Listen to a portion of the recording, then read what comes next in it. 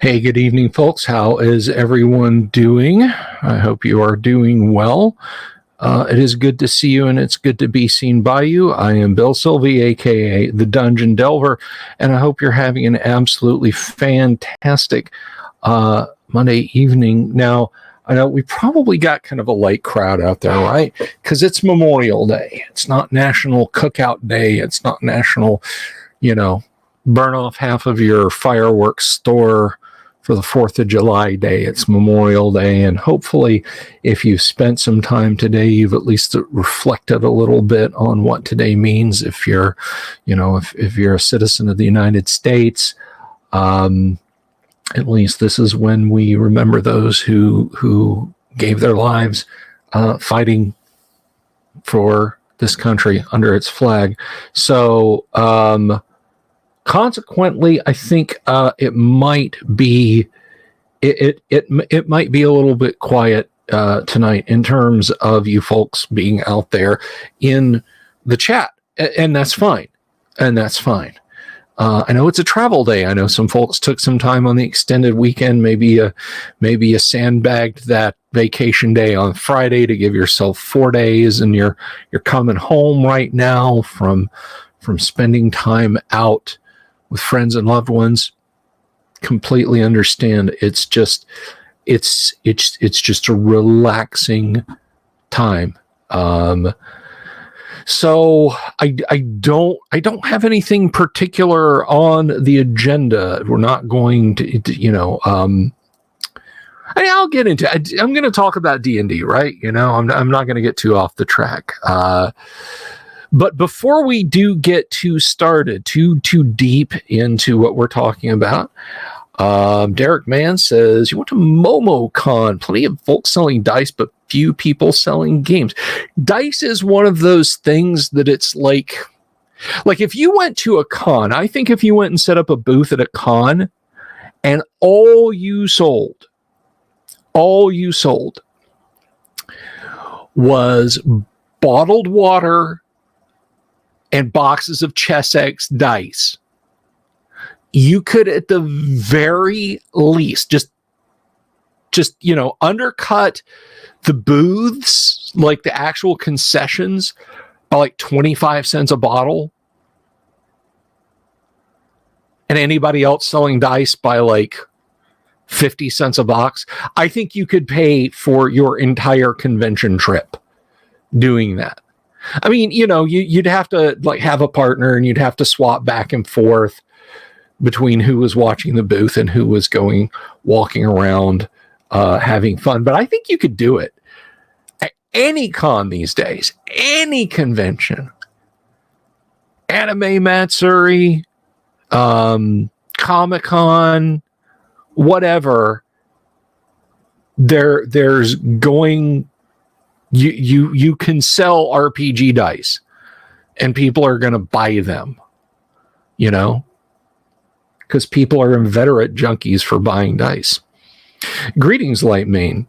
I was just about to start talking about you here in just a second. But anyway, but before we get into that, of course, I'll remind everybody that this live stream is brought to you by our friends at Hellebarde Games.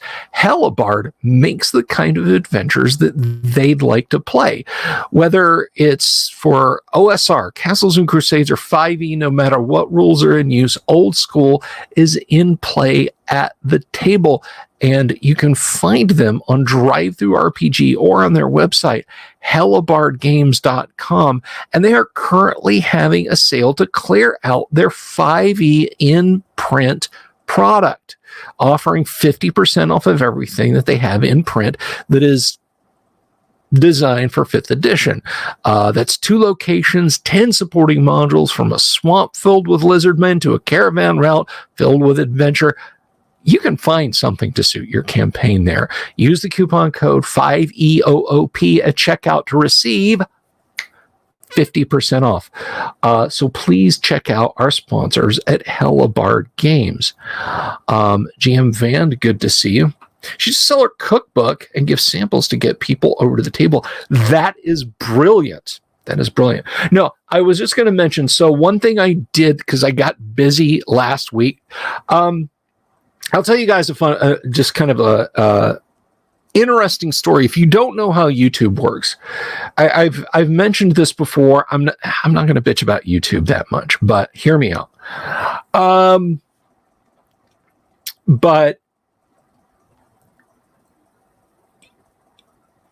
YouTube, like I could do these live videos from now till the end of time. YouTube doesn't really care. You guys care, which makes YouTube care. What YouTube independently cares about is content like the news videos that I have been doing and things like that.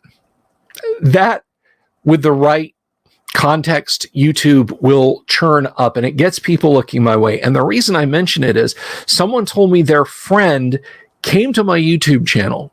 Like they said, go subscribe to this guy, Dungeon Delver. He's got great content.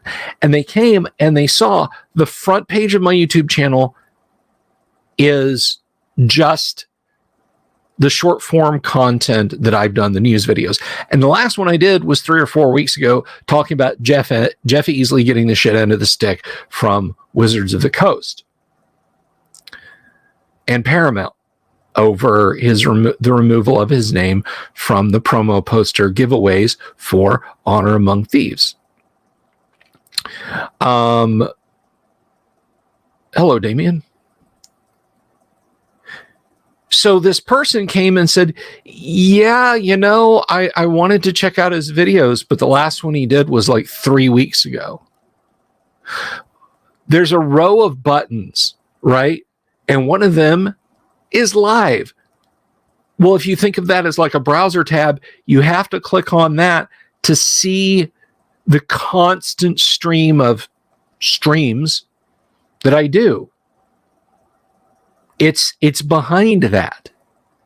It's not paywalled or anything, but it's behind that.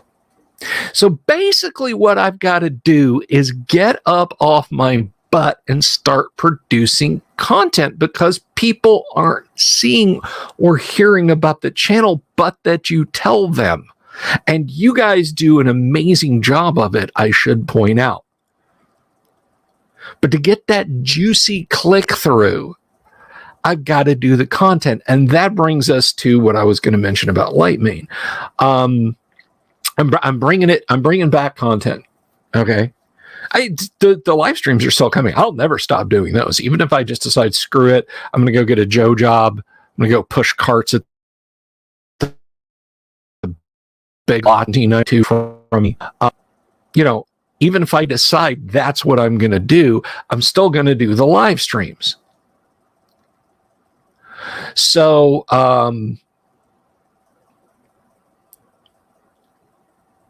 So with regard to the creation of the content, guys, please, out there in the chat, I'm not scolding anyone. I'm not like getting on anyone about, why don't you promote my channel more? That's not what I'm saying. All right. Trust me. I have to make the content that you guys want and YouTube wants. And so I started, Lightmane reached out to me. This is where we get to the part with Lightmane in it. So bring your family in the room and say, they're talking about me on the internet. Lightmane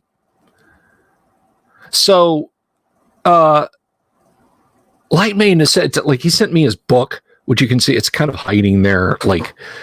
And he sent me a fantastic Tale of Tabletop Triumph just the other day in the mail. And so last week I started editing it together and I was like, boom, this is going to go out this weekend. And when I put the video together, and it's a chunker for me. It's a chunker. It's like 20 minutes. And I put the video together. Something happened in Filmora. Now, I didn't lose the recording and I didn't lose the video, but nothing I did made them sync properly. And if you guys have watched the Tales of Tabletop Triumph, and if my numbers are anything to go by, you don't. But it's all kidding aside. If you watch a Tales of Tabletop Triumph, it's got the Dwarven Forge is on the screen, and the blocks of text kind of fade in as I talk about the things and sort of read the chapters, and that was all jank. So tomorrow, the Tales of Tabletop Triumph video will drop. I figured out what's wrong. I figured out what I was doing wrong. I had the frame rate of the audio, which apparently is a thing, and the frame rate of the video, which I know is a thing, were completely north and south. So I'm going to render that, because right after this, I start my first edition AD&D, and it ends at 1 o'clock in the morning, right? I ain't in the mood to edit anything at that. I did one time after a Monday night game, I did a video. It was about influencers. It was about the safety letter that Wizards of the Coast sent out about influencers. You guys can go check that out on the main channel. And now it did good numbers. I mean, it did real good numbers because I was passionate about it. But there were folks in the comments who are like, "Yeah, you're being a misogynist. You're being a POS. You're yelling at people. You think you're better than other people and everything like that." There were some spicy comments in there, and that was not my intention. But it was a result of doing stuff tired and angry, and I posted up another video in such a hurry that I literally posted the previous day's newslet video. It still did amazing numbers. I just left it up. It did amazing numbers, but I came back and did it. So the lesson that I've learned is don't do things tired. So tomorrow morning, a new Tales of Tabletop Triumph video will be up. And I have some news topics that I have sandbagged. Yes, I'm going to talk about Wizards price increases, even though it may not be algorithm friendly, but there's also some other interesting tabletop RPG news. So all that is coming up, in the week, in the following, to get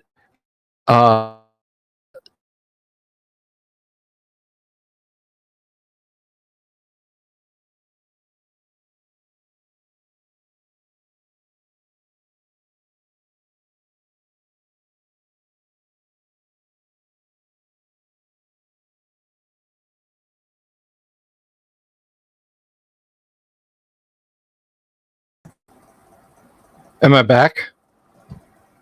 Am I back? I hope I'm back.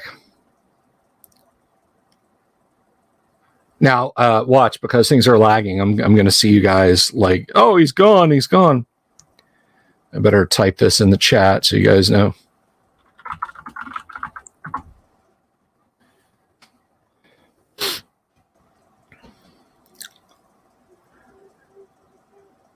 John Meanwhile, they got me. They got me. Okay. So anyway, I'm back now. I'm back now. And that brings us to the next thing. I literally attempted to open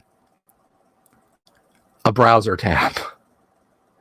I have more RAM and a faster CPU on the way. I scrounged up like a surplus CPU that's like half again as fast as it's 1.5 times as fast as a CPU in here. And I have more. I have like 4 times the amount of memory coming. This thing will have a total, after the memory upgrade, of 40 gigabytes of RAM and a 4 gigahertz processor. So it's going from a 2.8 to 4.0 and 4 times the RAM. So stuff like that will stop happening. But anyway, Lightning has an amazing tale of tabletop triumph. And I'm going to spoiler it. I'm going to spoiler it a little bit. Lightning, I'm spoilering your tale. It's about Keep on the Borderlands. I knew when I got to a certain section, I was like, that's Keep on the Borderlands. His first D&D game was playing Keep on the Borderlands. And so you guys are going to hear it because it's an awesome story. It's an awesome story. I absolutely enjoyed it. So that video is coming this week. Now, I literally opened a tab. It did the. Thank you, Jeff. Well, I'm gonna. You know what? That's a good question. I'm gonna put that up on the screen, and I'm gonna answer that question in just a minute. Okay.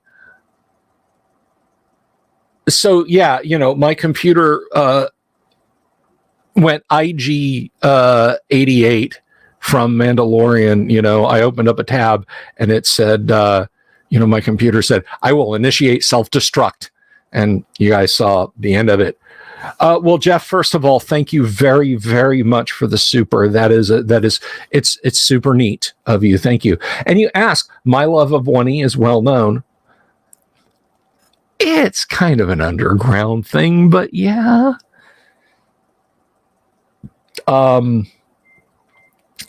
Is there anything from latter editions rules-wise that I like?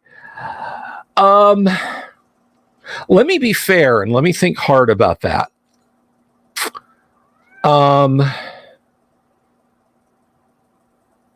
Something from later editions that I like. You know what? I actually discussed this a little bit with the fellow grognards over at Knights and Apes. I actually don't mind 5e's background picks. It's really not that different from secondary skills, and it gives a concrete bonus every once in a while. I would make it less crunchy. I know, Dungeon Minister, that's such a shock. Do you need a minute?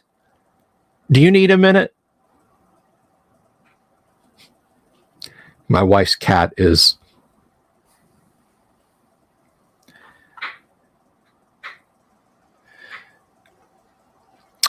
Anyway, yeah, I like backgrounds. They're just flavor things, but I don't like them to be this constant, I'm using a background. That gives me +1, I have the background pub crawler. That means I should be really good in this fight and get +1 to hit and +1 to damage. No. I don't dislike background picks. If somebody said, "Hey, can I use the 5e background pick system?" I would probably say yes. I would probably be entirely okay with that. Yes, do that. Would you, Dungeon Minister? Well, that's kind of a meta thing, Van. I think that's a meta thing. That's like, it's like somebody asked me, like, I know you're a GM fan. Like, do you like Firebirds? You like Camaros from the 70s? Is there anything about new Chryslers you like? And you're like, I like the American highway system.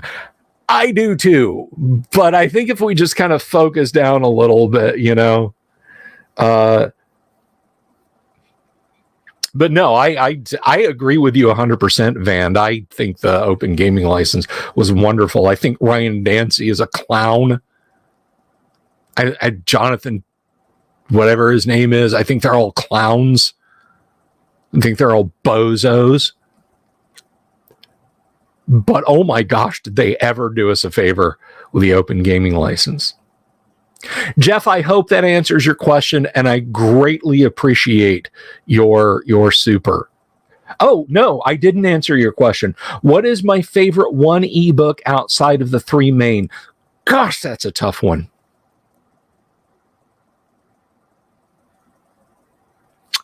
I'm going to say for variety and spice and empowering dungeon masters to get a handle on edge cases, deities and demigods. Now, I get it.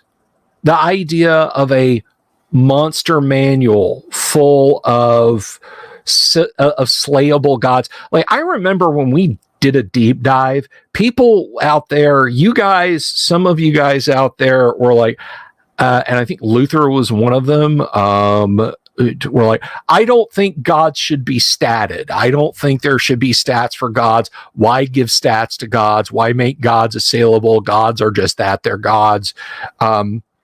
And I appreciate where you're coming from. I'm not calling any, this is not the call out show, right?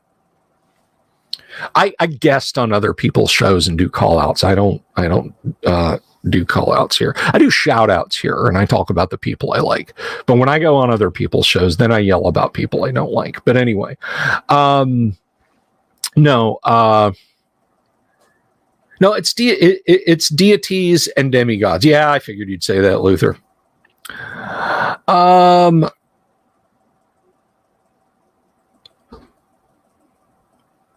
But the fact that you can, hey, oh, squirrel, what's happening, my man? Still got him, my brother. Still helping me out. How many times will you ever meet someone who'll say, oh, you're having problems seeing? Take my glasses. It's the kind of community. That's the kind of community that's around this thing that I built. That's something that I can't buy by purchasing a Chinese bot, supporter bot farm. But yeah, I mean, you crack deities and demigods, and it's like, okay, you have a player who already had an 18 double aught, and he gets an Ioun stone, or he reads a Librum of gainful exercise, and what have you. And you have, I don't know, an elf who's already got an 18 intelligence, and then they get the bump 19 deities and demigods. I mean, the utility of having another book full of monsters is fine, but frankly, outside of TSR US and a few a tiny amount of TSR UK critters, Fiend Folio is just ugh.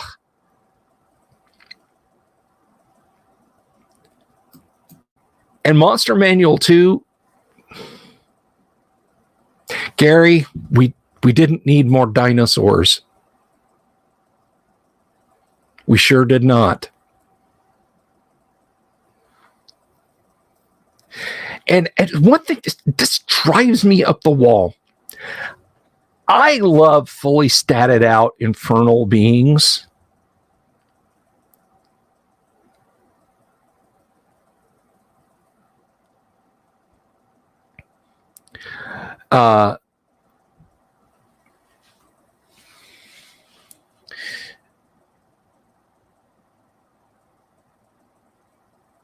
But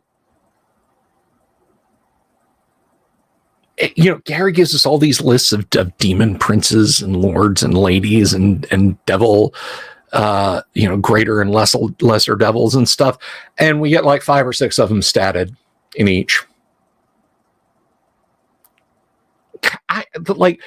Throw out the Modrons, throw out the dinosaurs. That's what should have been in Monster Manual 2. And I don't like what it does to the Demi-Lich. Thank you. And I'm sorry, stuff like the Ascomid. And look, Spriggan or Duragar.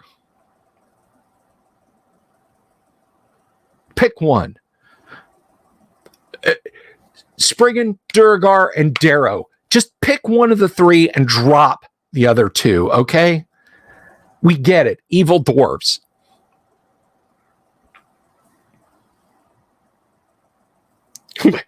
Laser raptors. That explains the Vikings.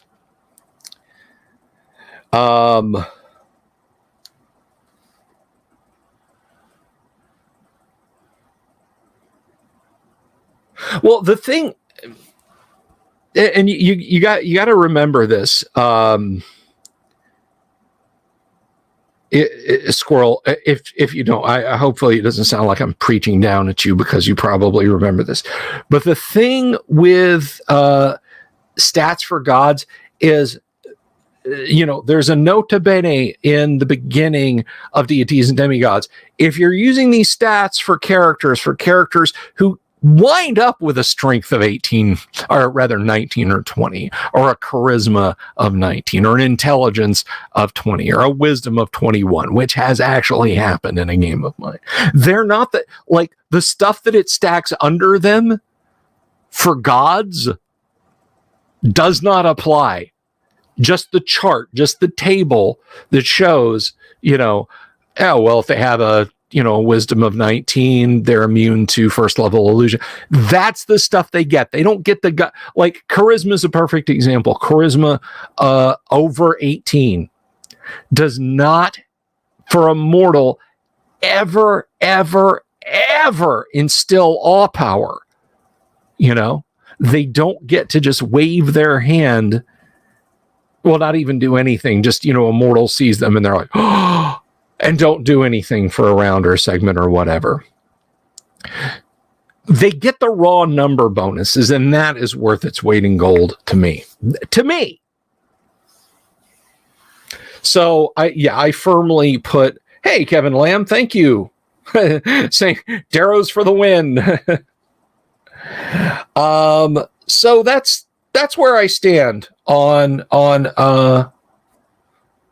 other rule systems, and what my favorite book is for AD&D that is not Dungeon Master Years or Monster Manual.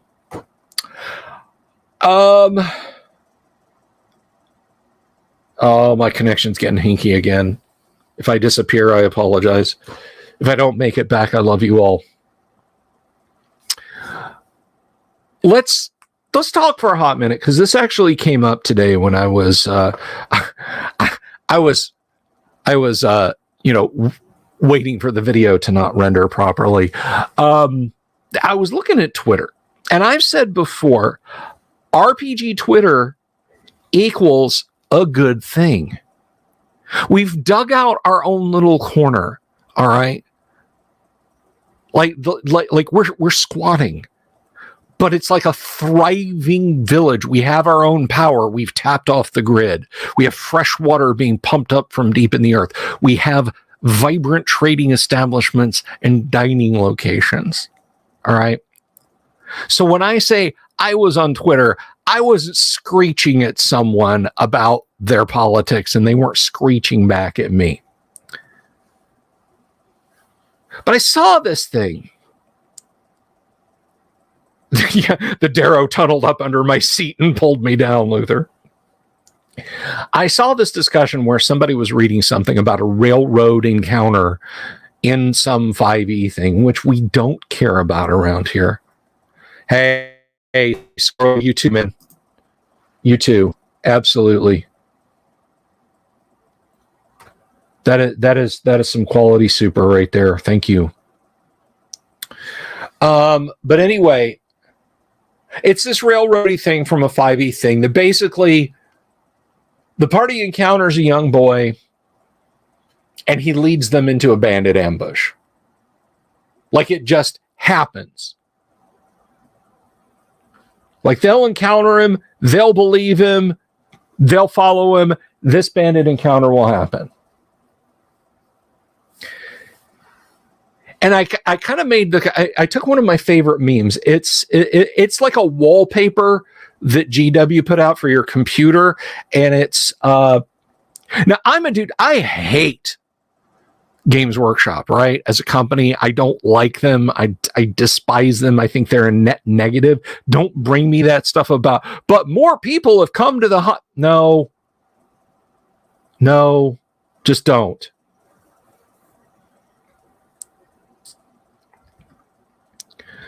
But anyway, it's Saint Celestine from the Sisters of Battle, and they're warrior nuns.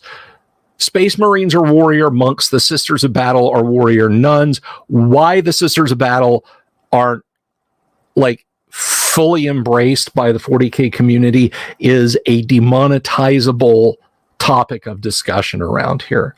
I would lose probably 2,000 subs if I started ranting about the crowd that ignores them but demands female Space Marines. And that's it. I'm ending that discussion there. So there's this beautiful picture of Saint Celestine. She's at least a somewhat immortal warrior space woman in power armor. She has angel's wings. She has a magic sword. And she's holding the magic sword up, and she's looking appropriately grim in her power armor, and there's blood dripping down it, and she's got, a couple little scratches on her face, and it's very grimdark. And I put the caption on it: lawful good does not mean lawful nice. And I stuck it in response to that silly argument about hey Mark, yeah, nuns with guns, Paint Minis Live.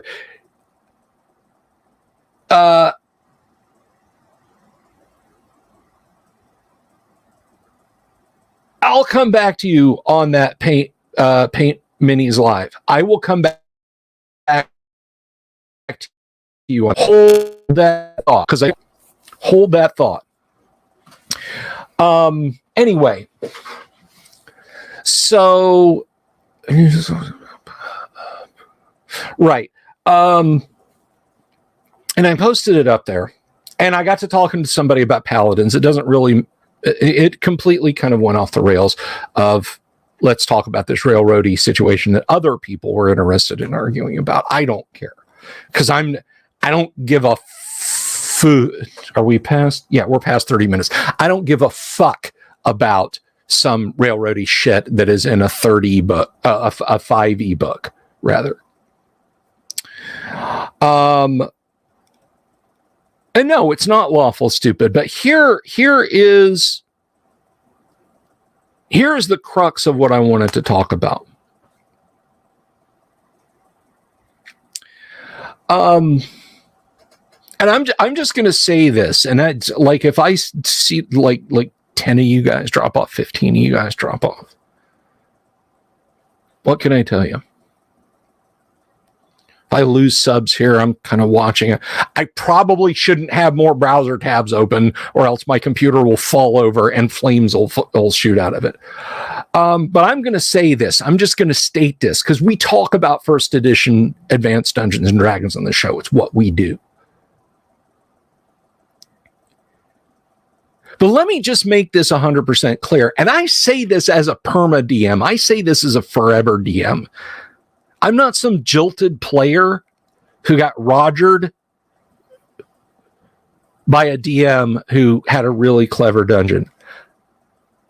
Let me state this unequivocally. If you are a DM and you have a player who gets the stats to be a paladin, and your first thought is, now the focus of my game is to make his paladin fall, like, you're going to focus everything on screwing that player, you are a bad dungeon master. You are a poor DM, and you probably shouldn't be DMing.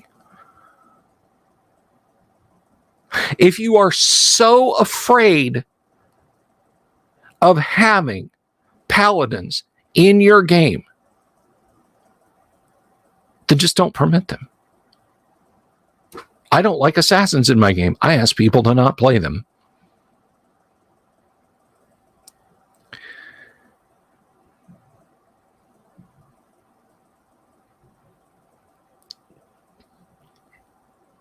If you are such a that guy that you do it just because you think it's fucking funny, then you're a worse DM, and you shouldn't be DMing.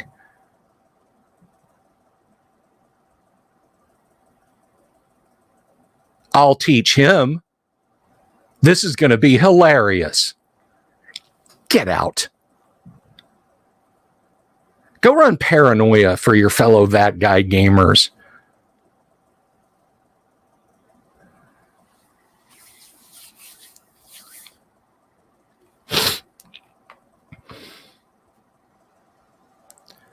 You're a bad DM if you do that. You are not good at it. And if you try to justify it with my campaign world, my grimdark, if your campaign world is so badly thought out and badly put together that you can't account for this, you'd better rethink your decision to sit at the narrow end of the table and try and provide fun for anywhere from 1 to 25 people.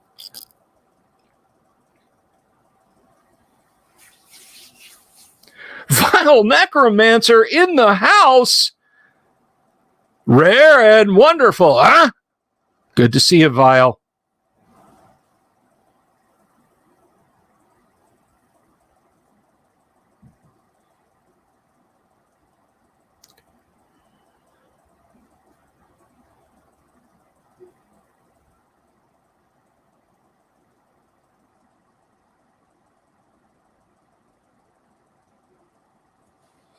Now, I will tell you proudly, happily, I'm an adversarial DM. I'm an adversarial DM because it thrills me when the players win. I love to see the players win. I love to get one over on the players. But I've said it before, the Monday night group, I could say, you step into the ravine. You found the caves of chaos. You hear stomp, stomp, stomp, stomp, stomp. You look up and the Tarrasque climbing down into the ravine right behind you. And he kills you all. Roll up new characters. All right, we do. Stomp, stomp, stomp, stomp, stomp. The Tarrasque climbs into the keep and kills you and everybody in it. Roll up new characters. I can do that all night. That's not the point. And that's not adversarial DMing. That's just being a prick. The point is not to kill the characters. The point is to make it just hard enough on the characters and let them live or die. And back to the issue of paladins, it's the same thing. Present the world as it is. The paladin wants to punch an elderly nun in the face and take her money away. That's on him. Don't tell him halfway through the game, you're having a nightmare. You get up, you run outside, you see a goblin, you punch it repeatedly, and you take away the baby that it's trying to run away with. But it was a nun. You wake up from your nightmare. You fall. If you do that, anything like that, no. Your group has 100% or is 100% in the right to stand up from the table, push their seats back, and say, up yours, and leave. And go do something else. Go find a better DM and not invite you.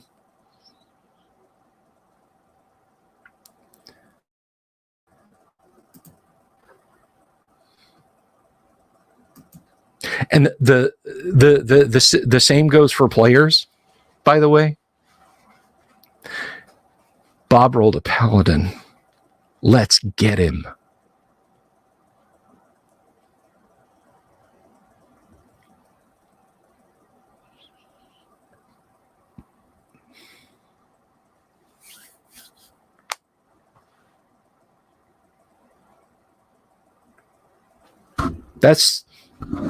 That's my hot take.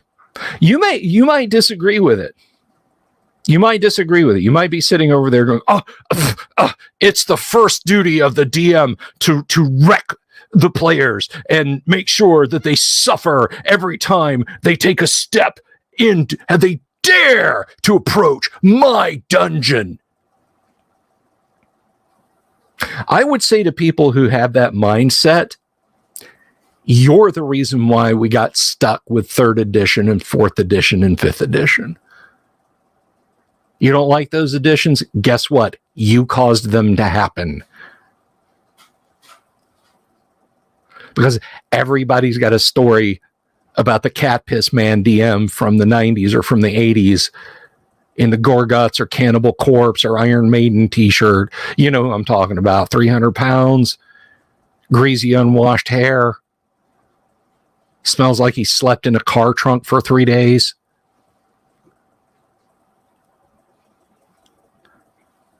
Runs 1st level groups through the Tomb of Horrors and cackles about it.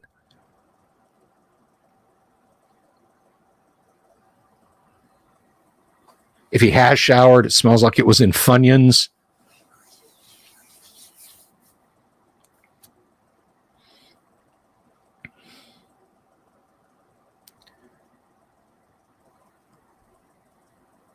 So again, that's my take on it. Maybe you don't agree with it. Maybe you do agree with it. If you do agree with it, super chat me. No, I'm joke. That's the standard joke. You guys know. Boom. Nailed it from the 3-point line, Paint Minis Live. Killer DM. Thank you, Mod Hunter. Yes, the Killer DM. It's easy to be a killer DM. And we all did it. We all did it at a more innocent time, right? Just like we painted our minis with the Pactra or Testors thick enamel car paints, right? That doesn't mean it's right. That doesn't mean you should keep doing it after you did it once and learn from your mistakes. Ask the man who's got an elf over here that's painted with glossy blue Tester's car paint.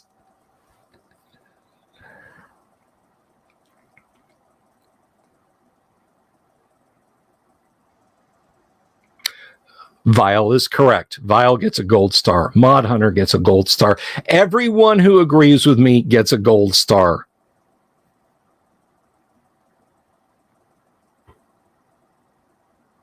Fair enough, Brodo. And Mod Hunter, you're right. We all do it. I created a killer dungeon back in the day. We all did. And we all used to spend summer afternoons eating popsicles and Fritos and bean dip and then, you know, going to bed. And then we'd get up and we'd do it again the next day, and we'd blow all the money we had at the video arcade. As an adult, we should refrain from that. And the same thing applies.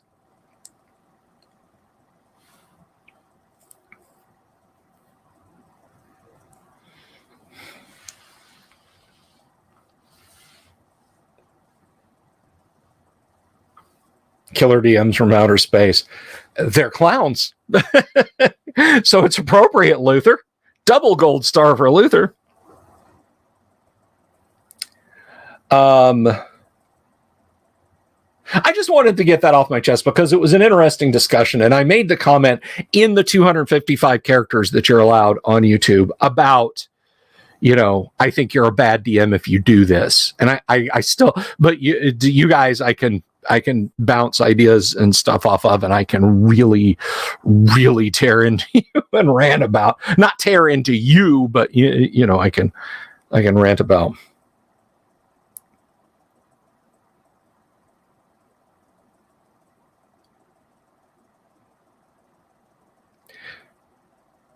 George Laconia, good to see you. Greetings.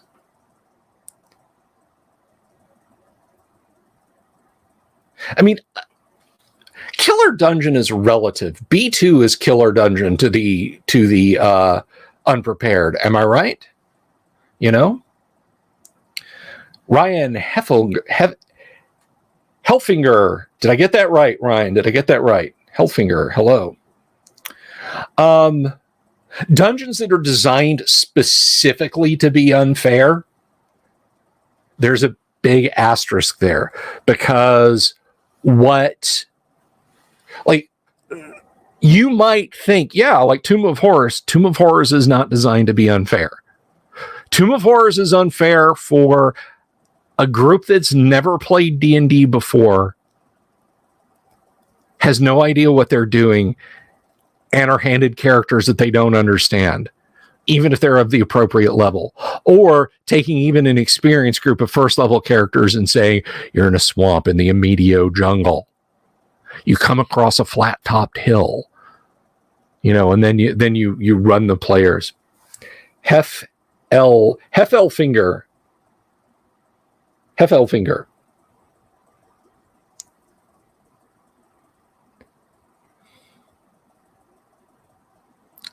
But it's like, and I'm gonna step on some toes. This is where we'll see live stream participation drop, I bet, because I'm gonna say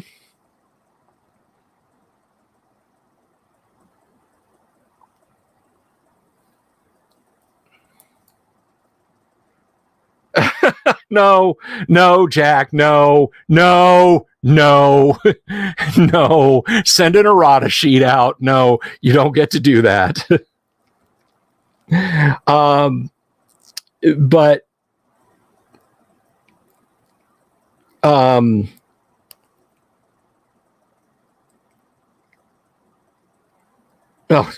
Jimmy was talking about tuning in and seeing a little there. But anyway, stepping on opinions here. I'm not crazy about playing DCC through the character funnel. I understand that DCC is after a very different, like I wouldn't do Traveler.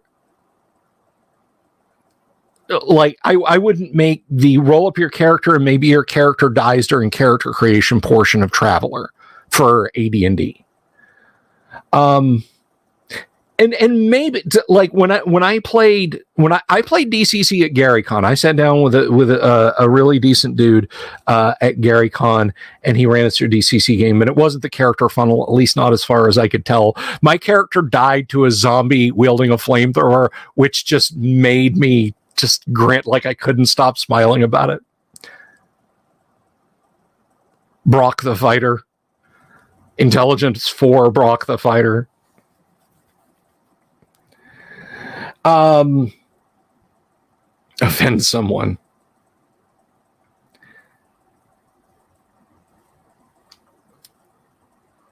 But I didn't feel like the dungeon was some Kobayashi Maru. It was just a tough adventure. But yeah, the DCC's insistence that, you know, make 8 characters, kill 7 of them, the 8th one will die on his first adventure, then you get to start over. Isn't that fun? No, it's not. It really isn't.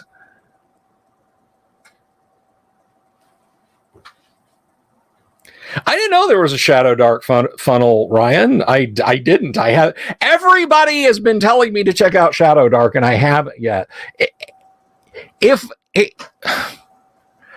I had a copy, I would review it. I'll just leave it at that. And I'm not yelling at you. Ryan. I just didn't know there was a character funnel. I mean, AD&D has a character funnel. It's called First Level. I got a whole group you guys are going to see tomorrow. They're fighting tooth and nail against a group of kobolds. You know, that may be the funnel. This may be a TPK. You make an excellent point, Tommy Dye. If you show up to play, it's to play, not to sit around and roll up characters.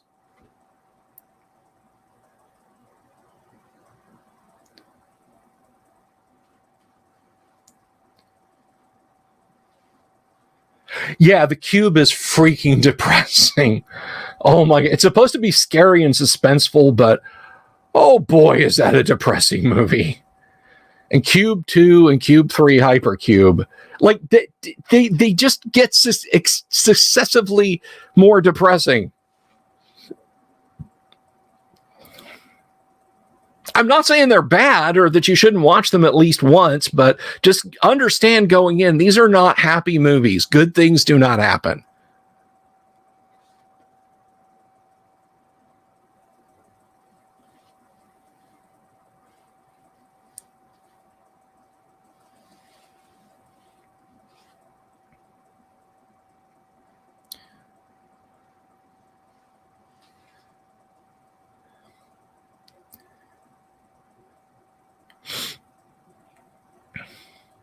Now, Jinro, the Wolf Brigade, that is bleak. That is so bleak. It starts off bleak. The world is bleak. The world of Jinro is bleak.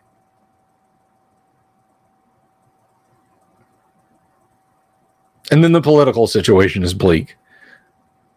And then the friendship in Jinro is doomed. And it ends in doom. It's like there's nothing happy going on in Jinro. Like Jinro makes Akira look like my neighbor Totoro.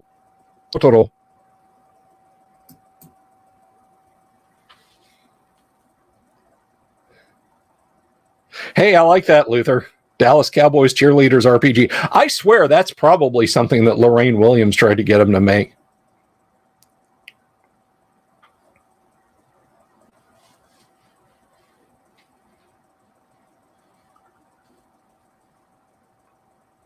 I mean, Twilight 2000 is pretty bleak. I love me some Twilight 2000. It's bleak.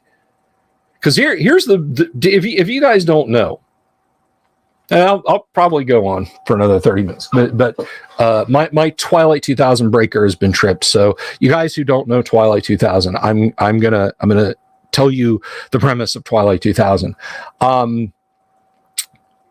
So Twilight 2000 follows. First of all, the game came out in 1986 or 87. All right.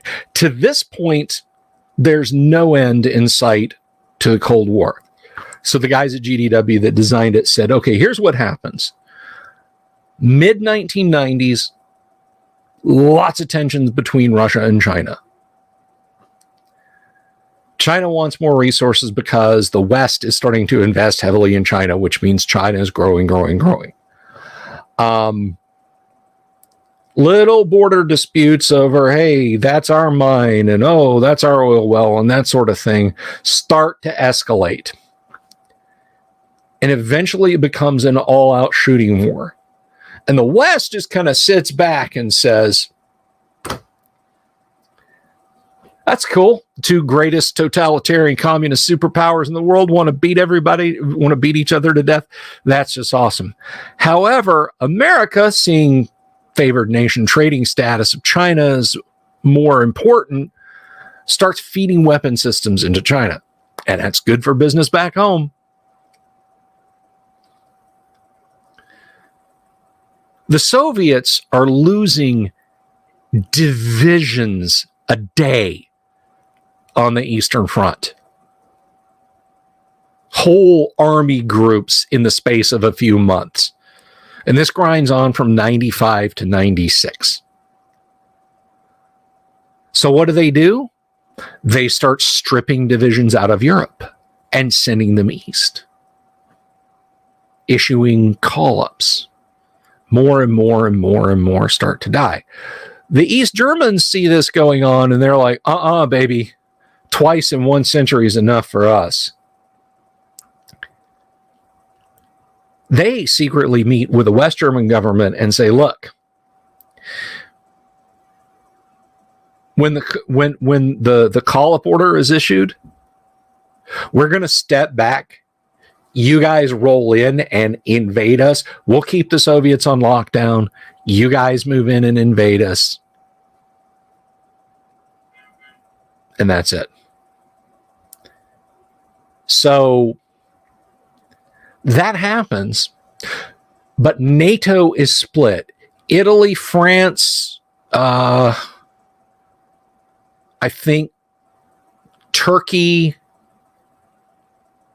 Italy, France, Greece, and Spain and Portugal immediately pull out of NATO, and they're like, we're not supporting a war.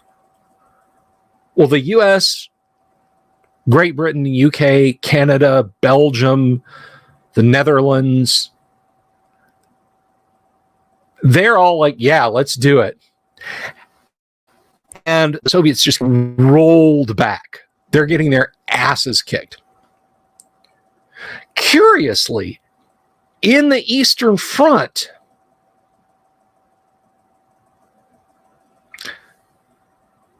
the Soviet army is in complete disarray. They're falling back on every front. The Chinese rush into the positions that the Russians are falling out of in pursuit of what they think are routed Soviet divisions. It's not. The Soviet divisions are pulling back in good order. When the Chinese start to move forward, the Soviets use most of their strategic arsenal as battlefield weapons. And it's important that I say that I note most of their strategic arsenal. They lay waste to mainland China, and their armies all rush to the west. It's almost too little too late. NATO is on the doorstep of the USSR. Troops in Latvia, troops pushing into Ukraine. So the day after Thanksgiving, 1997, in this alternate timeline, the Soviets use the last of their strategic nuclear forces against the United States and targets in the West. And just a crap ton of battlefield nukes. And this breaks the back of the United States. And now we enter what is called a broken back war. A broken back war is when both sides are strategically, economically, and infrastructurally destroyed, but they still have armies in the field continuing to fight each other.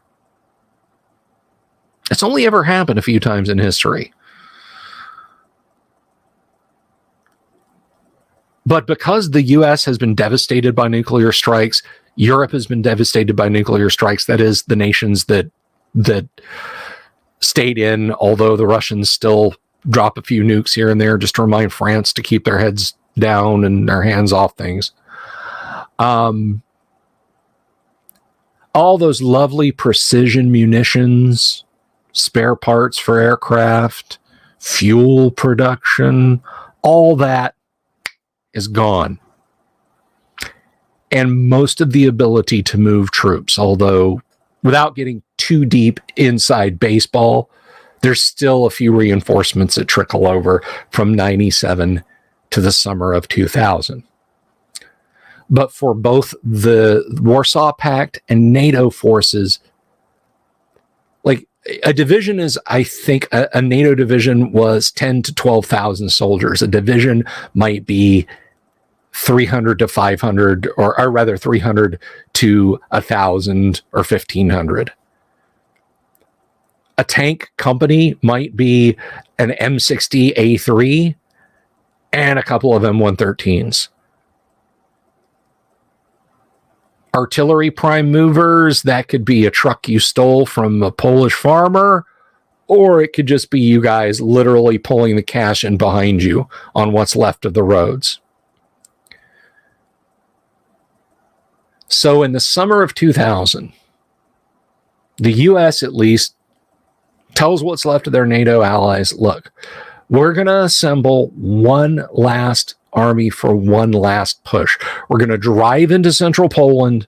We're going to push what's left of the Warsaw Pact forces out. We're going to take the Baltic coast so the Germans will have fishing to feed their starving population and the shale oil production there to try and get their industry going again. And so In July of 2000, the U.S. 5th Division, spearheading the NATO attack, launches into central Poland.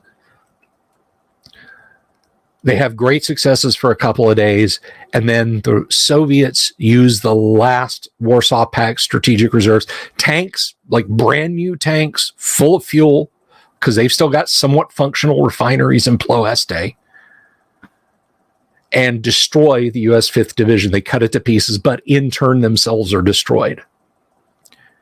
So that's the situation that characters find themselves in 2000. Yes, we're talking about Twilight 2000, Peregrine Falcon 451. That's what they find that your characters find themselves in. Now, there's a series of modules, or there is a module called Going Home, where basically the remnants of the U.S. military in Europe, their command, issue an order, and they're like, we have assembled a scratch fleet. You have to be in Bremen, Germany by, it's like someday in November. Be there, because that's it. There's like 2 actual U.S. ships and like a bunch of car carriers and cargo ships and stuff like that they have enough fuel to get back to the U.S. one trip. And if you're stuck in Europe, you're stuck in Europe. You're not going home unless you want to go all the way across the Soviet Union or try and commandeer a ship and get there. So it's kind of this mad scramble of a module. But that's the situation your characters find themselves in Twilight 2000.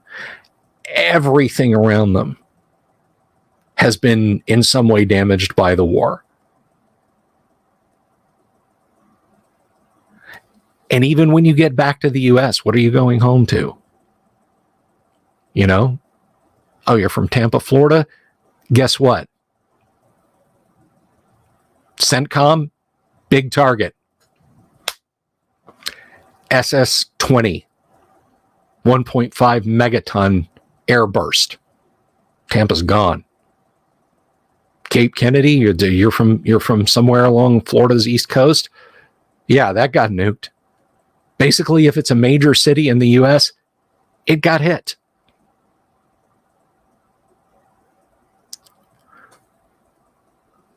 That is a grim setting.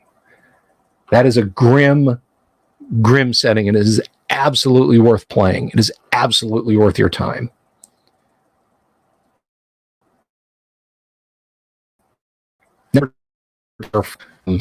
Their approach with it, because they put a lot of their own personal politics into why the Twilight War began, and I hate that. Like, the outline I just gave you is perfect. Just go with that.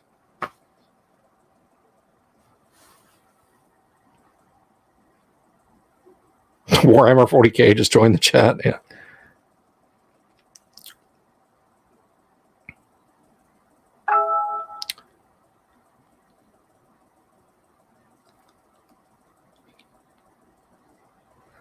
And I mean, it's also fun if you want to have like tank battles. You know, we have an Abrams tank, we have an M2 Bradley, we have a Hemet, and we have a couple of captured T-55s that we've painted our U.S. Army OD green and hung American flags on. Guess what? We have the strongest tank force in this entire sector, and you know, you can have fun like that. But fuel density is a thing. Because ain't nobody's making gas anymore. So what do you do when you're a modern army that relies heavily on mechanization? You start grabbing everything you can put in a still that will produce alcohol, and you start distilling it. You make wood alcohol to power your vehicles with again.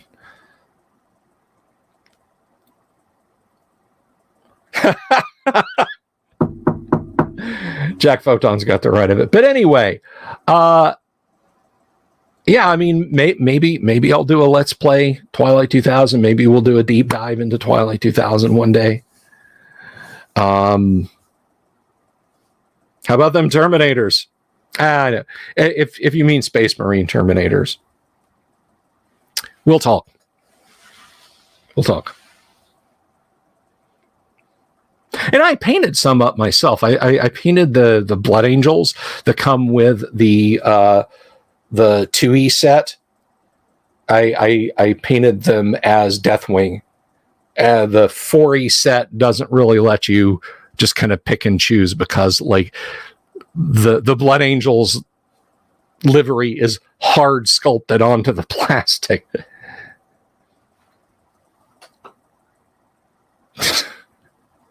Jack bringing the Monty Python. Would I try to go home, or would I try to take over where I was and set up as a local warlord? And no, Twilight 2000 is nowhere near as grimdark. Warhammer 40K has like near twins of Earth, like 20th century day Earth. They're just awesome places to be. You know, 5, 6, 7, 8 billion on this pastoral blue-green world. Perfect, you know, average temp 25 degrees centigrade, 24-hour dineural cycle. There's a paperwork error in the administratum and a fleet shows up and Exterminatus is the world. Basically, they turn it into glass because somebody typed a B instead of a P into the keyboard. And meanwhile, you've got worlds that like desperately need the intervention of the Adeptus Astartes. Imperium doesn't even hear about them. Just again, pastoral, wonderful worlds that are just completely numbed by chaos or Tyranids, or subsumed into the Tau Empire, or the Necrons show up and peel everyone, or the Dark Eldar show up and peel everyone just slower and they giggle about it while they're doing it, or the Orcs show up and eat everyone and then poop on them and then eat them again and then poop that out.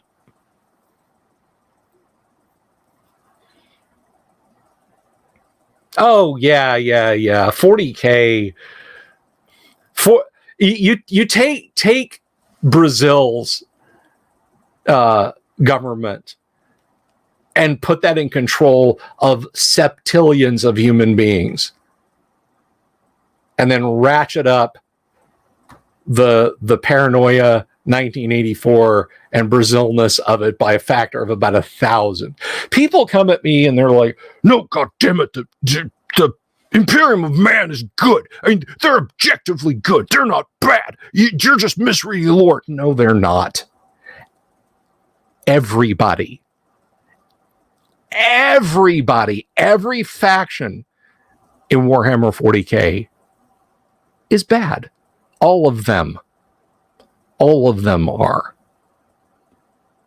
The Imperium of Man is awful. 1,000 people a day who have their souls annihilated to keep the corpse emperor from completely rotting. You know, the Eldar literally effed a hole in reality, which is why there's chaos.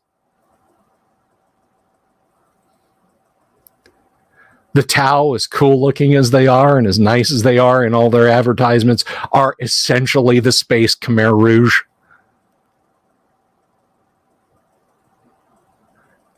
Orcs race the Tyranids to see who can eat the entire contents of a world faster. The Tyranids see orcs.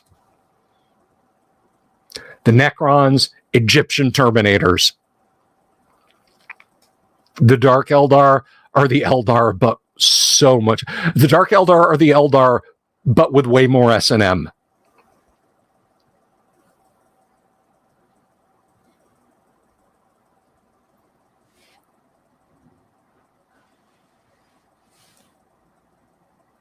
So there are no objectively good I mean, I think I absolutely think there's probably, I mean, in the septillions of sentient beings out there in the galaxy, I think they're probably a gigantic minority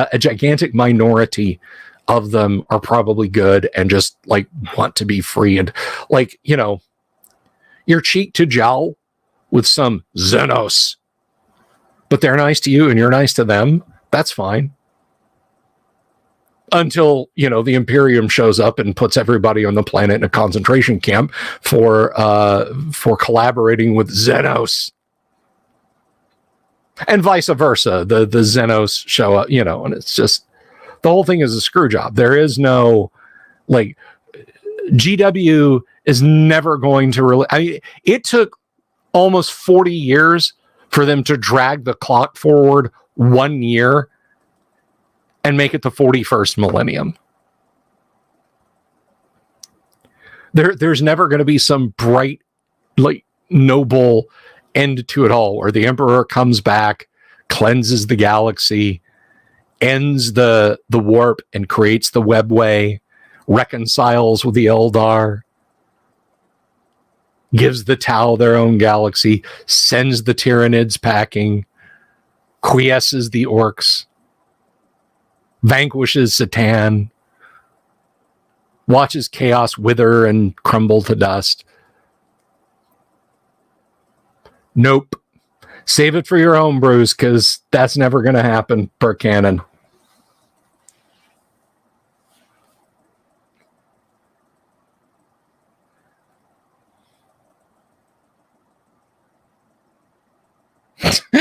If the Corpse Emperor isn't fed 1,000 Psyker souls a day, the galactic Wi-Fi goes down.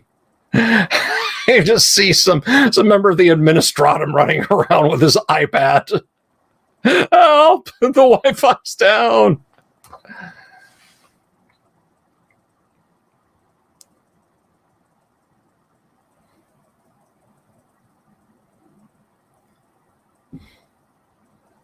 But with that said, I think back in the day, like back in the days of Rogue Trader, 40K at least had a modicum of silliness to it that was kind of fun, but they've completely burned that away. I don't know. I know most of the lore I know is from Space Hulk, but I do know a fair bit of Rogue Trader era lore and Realms of Chaos. Like Rogue Trader and Realms of Chaos, and you are good to go. It's like having a Player's Handbook, Monster Manual, Dungeon Master's Guide back in the day. Now it's like, you know, oh no, to run that army, you need Codex of the People of the Planet Butthole. I don't want to talk about Games Workshop. I'm gonna wrap up here in just a minute. You still out there, Vile Necromancer? By the way, if you're not subscribed to Vile Necromancer's channel, please show him some love. He's got a little bit of content, but he's working on getting more. He's a young man, all right. School is wrapping up, and he's going to be bringing some stuff. So if you're not Squirrel Hermit, take care. If you're not subscribed to him, please go and check his channel out.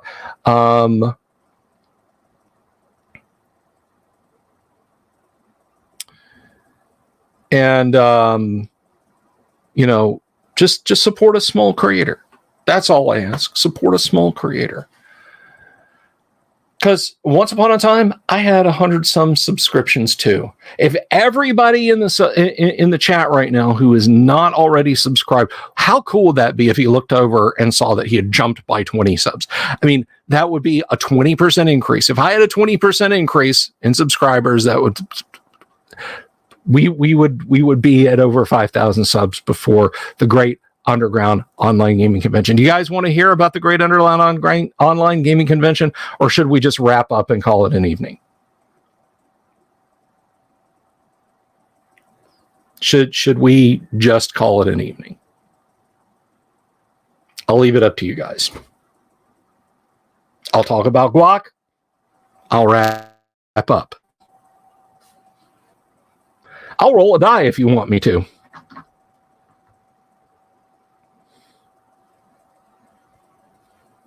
So I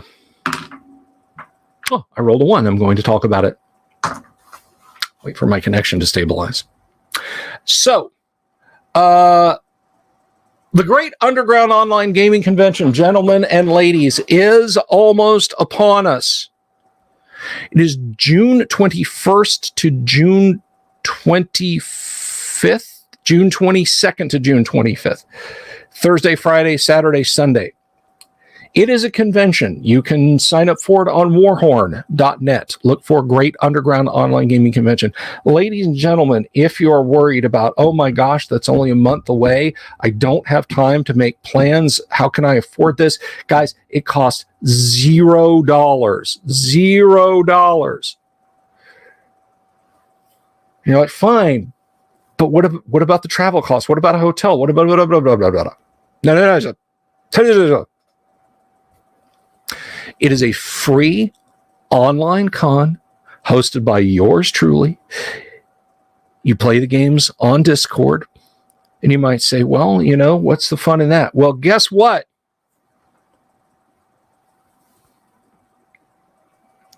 Guess what? There's stuff you can win. We have prizes. We have artwork. Frog God Games and Hellabard Games are sponsoring this. There's going to be free stuff, guys. There's going to be giveaways. Art books,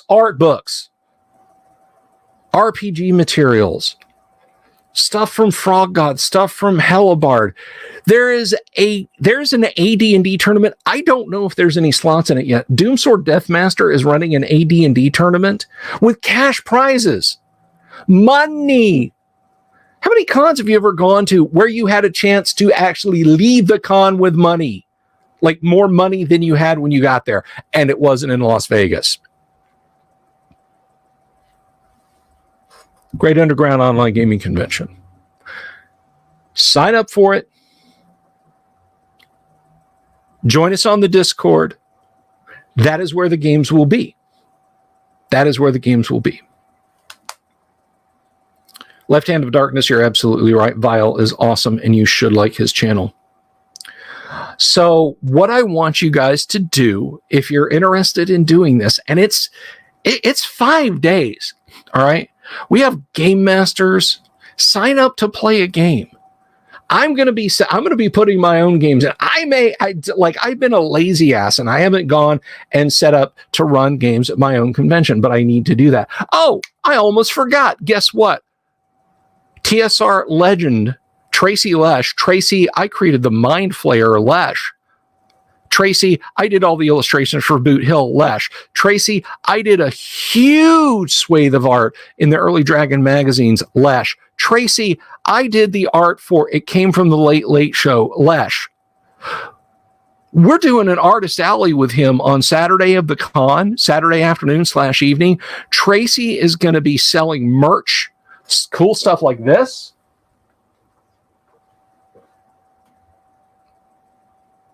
Diggin' Life.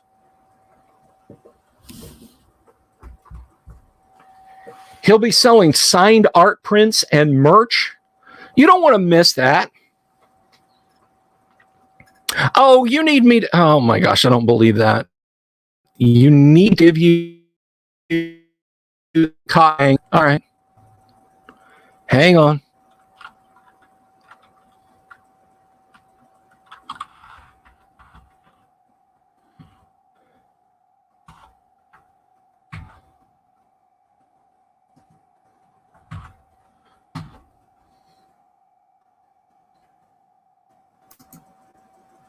So there you go. There's the link.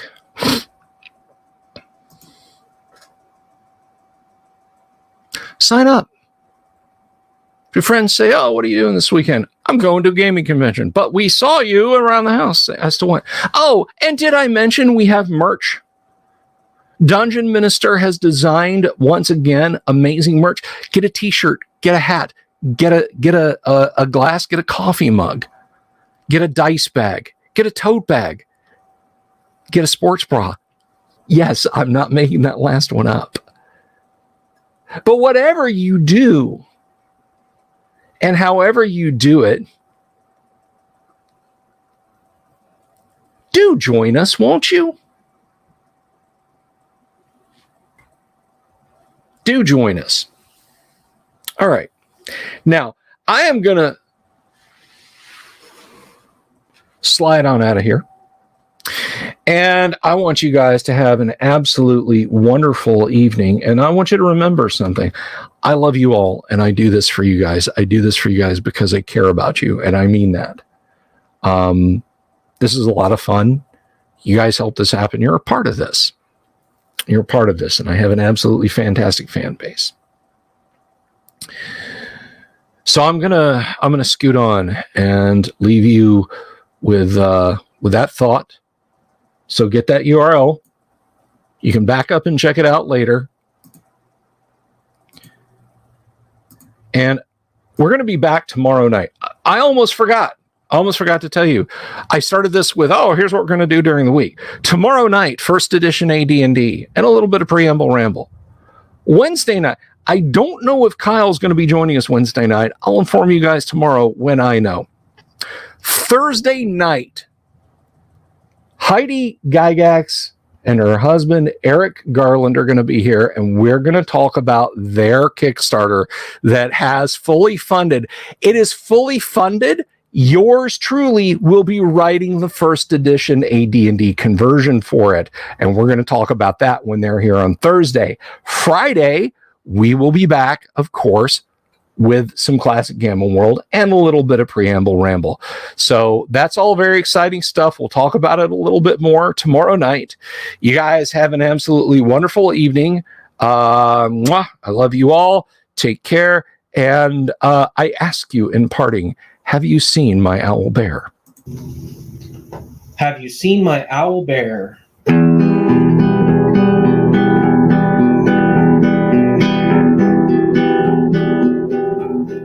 Here's to all the weirdos everywhere in the woods and in the air. Have you seen my owl bear? Should I shave off all my hair? Bobs are all around. Some live in tunnels underground. Some are fat, some are rich, some are sleeping in a ditch.